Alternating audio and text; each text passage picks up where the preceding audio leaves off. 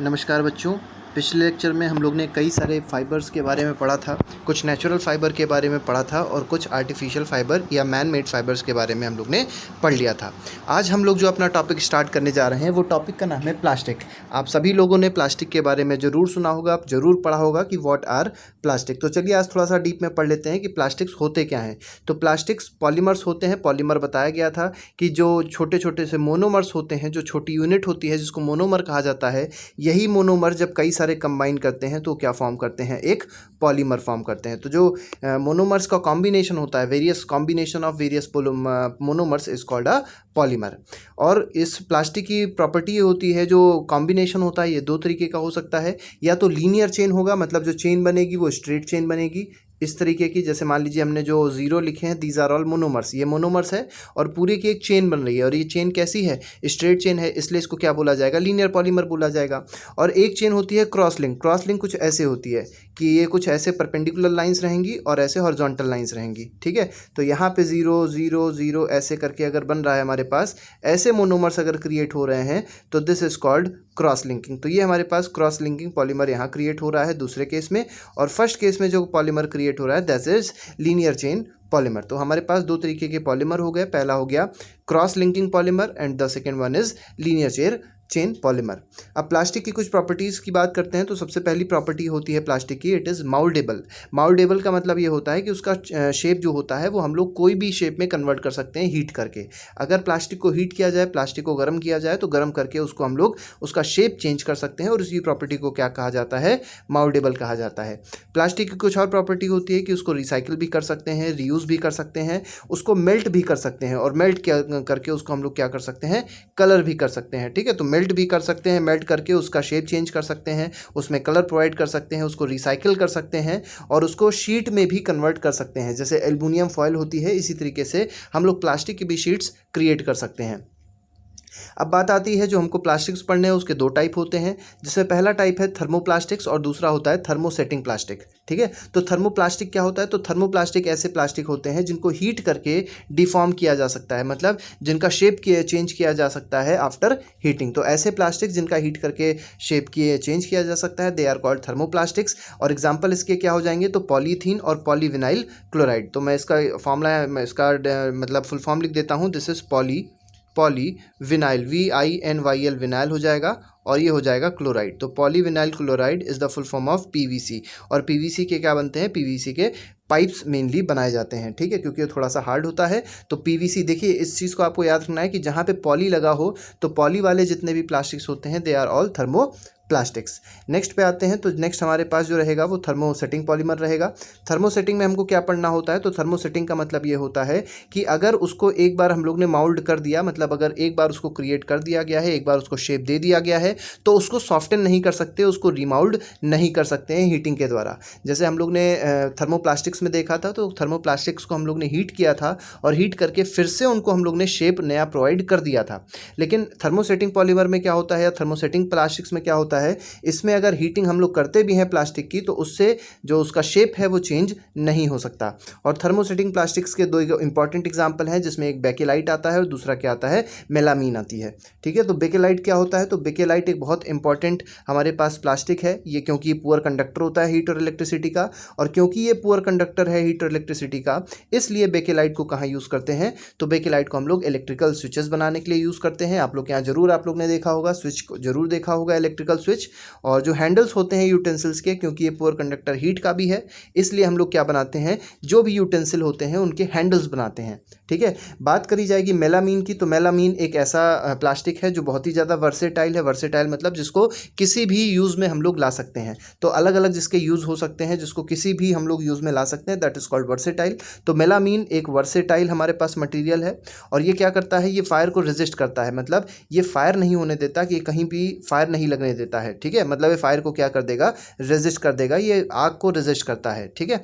अब यहाँ पे हमको समझना ये है कि सबसे पहला जो इसका यूज़ है वो फ्लोर टाइल्स है, मतलब टाइल्स बनाने के लिए भी हम लोग क्या करते हैं, मेलामीन का यूज़ करते हैं। साथ ही साथ इसका किचनवेयर मतलब जो किचन के इक्विपमेंट्स होते हैं, किचनवेयर जो होते हैं, उनको भी बनाने के लिए हम लोग क्या करते हैं, मेलामीन को यूज़ करते हैं।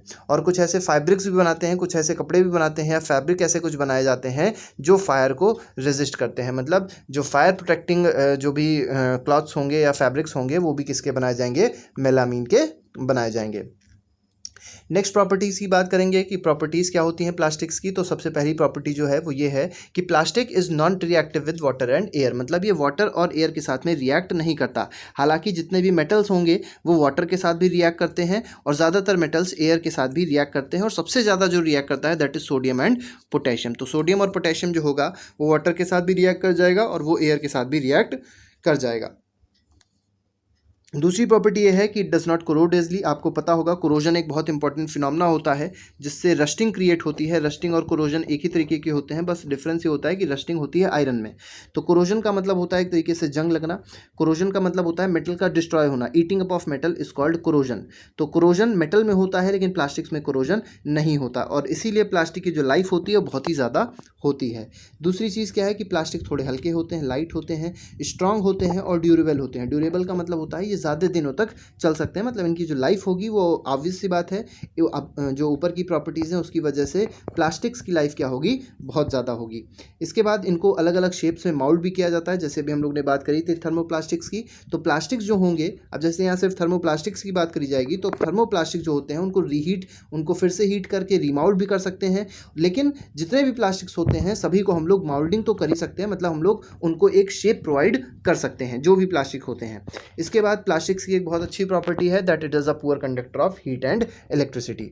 तो इसीलिए जहाँ पे भी हमको इंसुलेशन की ज़रूरत होती है वहाँ हम लोग प्लास्टिक के ही मटेरियल यूज़ करते हैं। आप लोगों ने प्लास्टिक के वायर्स देखे होंगे, जो वायर में कोटिंग होती है, जो वायर में इंसुलेशन प्रोवाइड किया जाता है वो भी किसका होता है, प्लास्टिक का होता है।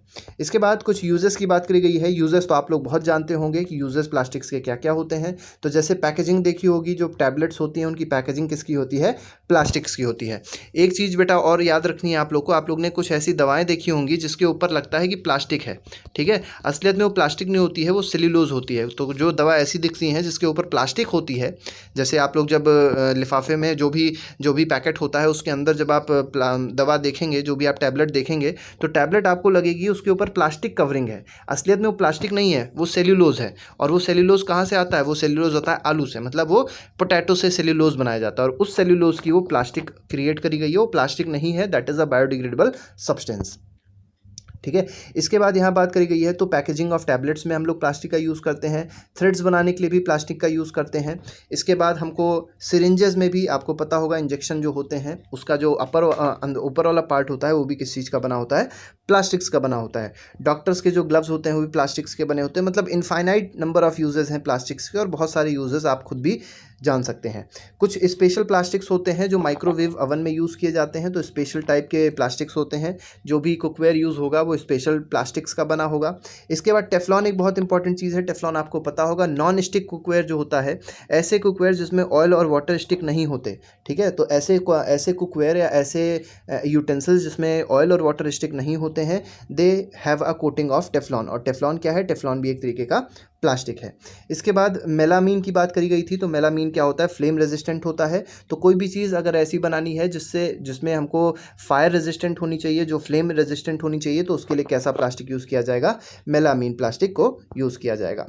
इसके बाद बात करी जा रही है दो तरीके के सब्सटेंस। तो एक सब्सटेंस होता है बायोडिग्रेडेबल और एक सब्सटेंस होता है नॉन बायोडिग्रेडेबल।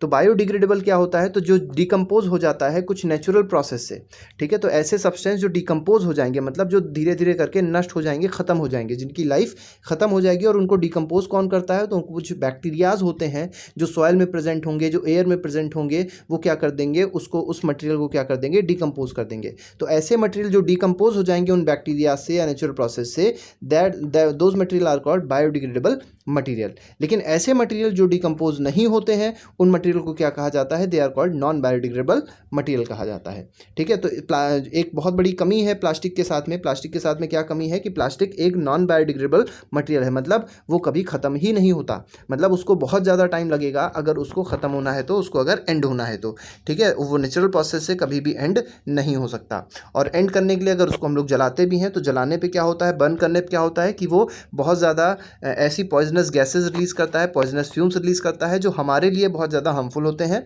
और उसमें से कार्बन डाइऑक्साइड गैस और कार्बन मोनोऑक्साइड गैस निकलती है जो बहुत ज़्यादा क्या होती है, पॉइजनस होती है। किसको बर्न करने पे? तो प्लास्टिक्स को बर्न करने पे। इसके बाद बात करी गई है इन्वायरमेंटल पोल्यूशन क्रिएट करता है। इन्वायरमेंटल पोल्यूशन कैसे क्रिएट करता है? क्योंकि देखिए पॉइजनस फ्यूम्स निकल रहे हैं तो वो एयर पोल्यूशन क्रिएट करेगा। उसके बाद क्योंकि ये डिग्रेडेबल नहीं है, ये बायोडिग्रेडेबल नहीं है, तो इसलिए अगर इसको सॉइल में डाला जाएगा तो सॉइल की फर्टिलिटी भी क्या हो जाएगी, सॉइल की फर्टिलिटी भी कम हो जाएगी। इसका मतलब ये कहीं ना कहीं जो सॉइल पोल्यूशन होगा उसको भी क्रिएट करेगा। इसके बाद जो इंपॉर्टेंट चीज़ है वो कंप्लीटली बर्न नहीं हो सकता, ये कंप्लीटली जल नहीं सकता है। इसके बाद बात करी गई है कि सबसे जो ख़राब मतलब इसका डिसएडवांटेज है प्लास्टिक की, वो क्या है? काउज़ के लिए है। जो एनिमल्स होते हैं वो क्या करते हैं, जैसे मान लीजिए आपने कोई खाना रखा, आप लोग ने मान लीजिए रोटी रखी और रोटी को एक पॉलीथिन में रख दिया। अब जो काऊ है उसको इतना नहीं पता कि पॉलीथिन भी खानी है या रोटी ही खानी है। वो क्या करती है, पॉलीथिन सहित पूरा रोटी जो होती है, जो भी मटेरियल होता है फूड का, वो इनगल्फ कर लेती है, वो अपने अंदर रख लेती है, मतलब खा लेती है। और जब वो खाती है तो क्या होता है कि चोकिंग हो जाती है, मतलब चोक हो जाता है। क्या चोक हो जाता है? तो उसका रेस्पिरेटरी सिस्टम जो होता है, जो सांस लेने की जो नली होती है, जो पाइप होता है, जो ईसोफेगस जो होता है, या ये कह सकते हैं जो विंड पाइप होता है, उसमें कहीं ना कहीं चोकिंग हो जाती है। और क्या होता है कि स्टमक में एक लाइनिंग क्रिएट हो जाती है उसी पॉलीथिन की, जिसकी वजह से जो खाना होता है वो डाइजेस्ट नहीं हो पाता। और अल्टीमेटली क्या होता है, जो काऊ होती हैं, या जो भी काऊ हो गई, बफेलो हो गई, या जो भी हमारे पास इस तरीके के एनिमल्स हैं, वो क्या होते हैं, वो धीरे धीरे करके उनकी डेथ हो जाती है अल्टीमेटली। तो यहाँ पे बात करी गई है काऊ के लिए। तो जो चोकिंग वाली बात करी गई है उसको बहुत ध्यान से आप लोग समझिएगा, क्योंकि अक्सर हम लोग ये गलती करते हैं कि पॉलीथिन बैग्स को और जो रैपर्स होते हैं फूड के, उसमें फूड थोड़ा बहुत अगर लगा भी होता है तो उसको हम लोग सड़कों पे फेंक देते हैं। और वो फूड जब कोई भी एनिमल खाता है तो कहीं ना कहीं उसको बहुत ज़्यादा नुकसान होता है। तो बिल्कुल अगर ऐसा आप लोग करते हैं तो बिल्कुल, अगर आप इस लेक्चर को समझ रहे हैं, सुन रहे हैं, तो आज के बाद कभी भी इस चीज़ को मत करिएगा। आगे बढ़ते हैं। तो आगे जो हमारे पास टॉपिक है वो पॉली बैग्स के बारे में बात करी गई है। पॉली बैग्स एक बहुत बेकार चीज़ करते हैं, बहुत ख़राब चीज़ करते हैं कि जो ड्रेन्स होते हैं, जो हमारी नालियाँ होती हैं, ठीक है, उनको भी कहीं ना कहीं क्या कर देते हैं, चोक कर देते हैं। जैसे मान लीजिए यहाँ से वाटर फ्लो हो रहा था, और वाटर फ्लो हो रहा था, यहाँ पे बहुत ज़्यादा पन्नियाँ पड़ गई, मतलब इतनी ज़्यादा पन्नी पड़ गई यहाँ पे, इतनी ज़्यादा पॉलीथिन यहाँ पे जमा हो गई कि वो वाटर जो है आगे नहीं जा पा रहा है। क्यों? क्योंकि ये जो पॉलीथिन होगी ये इसको आगे जाने वाटर को नहीं देगी। तो क्या होगा, यहाँ पे इस जगह पे वाटर की लेवल जो होगा बहुत ज़्यादा बढ़ता जाएगा और ये ओवरफ्लो कर जाएगा। और जब ये ओवरफ्लो करेगा तो जो वाटर होगा, जो गंदा पानी होगा, वो सड़कों पे आ जाएगा और इससे कई सारी डिजीजेस भी क्रिएट होती हैं। तो ये सब चीज़ें जो होती हैं बहुत ज़्यादा ख़राब हैं, इसलिए पॉली बैग्स का जो यूज़ होना चाहिए वो कम से कम होना चाहिए। इसके बाद बात करी गई है कैसे हम लोग प्लास्टिक्स को अवॉइड करें। तो आपको पता है प्लास्टिक्स को अवॉइड करने के बहुत सारे तरीके हैं। जैसे अगर आप कोई सामान लेने जा रहे हैं तो आपको कॉटन के बैग्स या जूट के बैग्स आपको यूज़ करने चाहिए। जूट आप लोग को पता होगा जो ब्राउन कलर का होता है। अक्सर अगर घर में आप लोग के गेहूँ आता होगा तो गेहूँ या चावल जिस भी उसमें आता है, जिस भी थैले में आता है, वो किस चीज़ का बना होता है, वो जूट का बना होता है। तो शॉपिंग पे अगर आप जा रहे हैं तो कॉटन के बैग्स या जूट के बैग्स आप लेके जाइए। हालांकि लोगों को थोड़ी सी शर्म आती है, लेकिन शर्म नहीं आनी चाहिए। किसी भी अच्छे काम को करने में कोई भी शर्म नहीं होनी चाहिए। इसके बाद बात करी गई है कि जो बायोडिग्रेडेबल और जो नॉन बायोडिग्रेडेबल वेस्ट होते हैं, दोनों को अलग अलग जगह पर कलेक्ट करना चाहिए और दोनों को अलग अलग जगह पर डिस्पोज करना चाहिए। ये बहुत इंपॉर्टेंट चीज़ है, क्योंकि क्या होता है कि बायोडिग्रेडेबल वेस्ट और नॉन बायोडिग्रेडेबल वेस्ट जो होते हैं, अगर एक ही जगह पे दोनों को रख दिया जाता है सेपरेट, तो उनको सेपरेट करना, उनको डिस्पोज करना बहुत ज़्यादा टफ हो जाता है और दोनों को अल्टीमेटली क्या कर दिया जाता है, बर्न कर दिया जाता है। और जब दोनों तरीके के वेस्ट को अल्टीमेटली बर्न किया जाएगा या सॉइल में डाल दिया जाएगा तो क्या होगा, जो बायोडिग्रेडेबल वेस्ट होगा वो तो खत्म हो जाएगा, लेकिन नॉन बायोडिग्रेडेबल वेस्ट क्या करेगा, उस जगह को डिस्ट्रॉय करेगा, सॉइल की फर्टिलिटी को खत्म करेगा, एयर पोल्यूशन क्रिएट करेगा। तो ये सब चीज़ें क्रिएट करता है। तो इसलिए बेटर ये है कि बायोडिग्रेडेबल वेस्ट जो है उसको अलग रखा जाए और नॉन बायोडिग्रेडेबल वेस्ट का जो भी ट्रीटमेंट होना है वो अलग तरीके से किया जाए। इसके बाद आपको पता है रिसाइकिल, जो भी प्लास्टिक का वेस्ट होता है उसको हम लोग बहुत आसानी से रिसाइकिल कर सकते हैं। बहुत सारे इसके लिए प्रोसेसेस, बहुत सारी मशीन्स बनाई गई हैं, बहुत सारी इंडस्ट्रीज़ भी इस पे काम कर रही हैं रिसाइकलिंग पे, ठीक है। इसके बाद बात करी गई है कि हम लोग जो स्टोरेज, जो फूड को स्टोर करते हैं, during recycling certain colouring agents are added which limits its usage for storage of food. मतलब क्या हुआ इसका मतलब ये हुआ कि रिसाइकलिंग के दौरान क्या होता है कि कई सारे कलरिंग एजेंट को उसमें ऐड किया जाता है। किसमें? प्लास्टिक में कई सारे कलर्स को ऐड किया जाता जाता है। और क्योंकि कलर को ऐड कर दिया जाएगा, और कलर कैसा होता है, कलर एक केमिकल है, वो केमिकल क्या करता है, फूड से रिएक्ट करता है और फूड को क्या कर देता है, ख़राब कर देता है। तो ये सब चीज़ें थोड़ी सी नहीं होनी चाहिए। रिसाइकलिंग एक प्रॉपर तरीके से होनी चाहिए, ये भी आप लोग को थोड़ा सा पता होना चाहिए। इसके बाद 4R प्रिंसिपल की बात करी गई है। 4R प्रिंसिपल क्या होता है, तो 4R प्रिंसिपल का पहला मतलब है रिड्यूस, मतलब जो प्लास्टिक का यूज़ हम लोग कर रहे हैं वो कम से कम करें। इसके बाद करी गई है रीयूज़ की। रीयूज़ का मतलब होता है कि कोई भी प्लास्टिक अगर हम लोग यूज़ कर रहे हैं तो उसको एक बार में फेंक ना दें, उसको लगातार कई बार यूज़ करते रहें जब तक वो बिल्कुल हर तरीके से ख़राब ना हो जाए। इसके बाद बात करी गई है रिसाइकिल की। तो रिसाइकिल करने के लिए हम लोग क्या कर सकते हैं, बहुत सारी ऐसी कंपनियां होती हैं, बहुत सारी ऐसी इंडस्ट्रीज़ होती हैं जहां पे पॉलीथीन की ज़रूरत होती है और उसको लेके जाने के लिए बहुत सारे लोग आते हैं, तो उनको हम लोग प्रोवाइड कर सकते हैं और इस तरीके से वो कंपनीज़ क्या करती हैं, रिसाइकिल में मदद करती हैं। और इसके लिए कहीं ना कहीं गवर्नमेंट का भी एक बहुत बड़ा रोल होता है। रिकवर की बात करी जाती है तो देखिए रिसाइकिल और रिकवर में एक छोटा सा अंतर होता है कि जो रिसाइकिल होती है that is a mechanical process, उसको मैकेनिकली हम लोग रिसाइकिल करते हैं। लेकिन जो रिकवर होता है उसमें जो प्रोसेस यूज़ होता है दैट इज़ बायोकेमिकल प्रोसेस, क्योंकि यहाँ पे रिकवर ऐसी प्लास्टिक को रिकवर किया जाता है जो बिल्कुल ही ख़राब हो चुकी हैं, जिनकी क्वालिटी बिल्कुल ही गिर चुकी है। मतलब ये समझ लीजिए बिल्कुल जो वेस्ट हो चुकी हैं, ऐसी प्लास्टिक को जब मतलब उनको जब रिकवर किया जाएगा, या ये समझ सकते हैं कि जब उनको वापस नया बनाया जाएगा तो उस प्रोसेस को क्या कहा जाएगा, रिकवरी बोली जाएगी। जैसे मान लीजिए आपकी तबीयत ख़राब हो गई, तो तबीयत जब ख़राब हो जाती है तो इंसान क्या करता है, रिकवर करता है। तो जब कोई भी चीज़ ख़राब हो गई तो उसको रिकवर करना, मतलब उसको वापस उस इनिशियल स्टेज में पहुंचाना, दैट इज़ कॉल्ड रिकवरी। और उसके लिए हम लोग क्या करते हैं, तो बायोलॉजिकल या केमिकल मेथड्स यूज़ करते हैं, मतलब दवाइयाँ यूज़ करते हैं। तो इसी तरीके से प्लास्टिक्स के लिए भी जब रिकवरी करी जाती है तो बायोलॉजिकल और केमिकल मेथड्स को यूज़ किया जाता है।